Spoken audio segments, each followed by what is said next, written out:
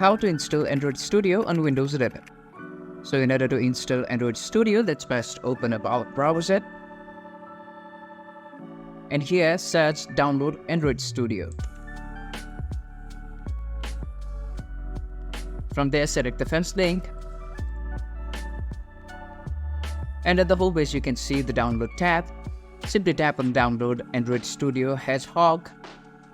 From here, agree the terms and condition. And simply tap on download Android Studio Hedgehog. And the installer will be downloaded in a while. And after the installer is downloaded, simply open that .exe file. Wait for the setup to load. And after this, you just need to follow the instructions. And in a while, the setup will complete its process and the Android Studio will be downloaded on your Windows 11. And after the Android Studio's installation is completed, you would be able to see interface like this. And from the plugin store, you would be able to download the plugins that you need on your Android Studio. You can customize the themes and lights from here.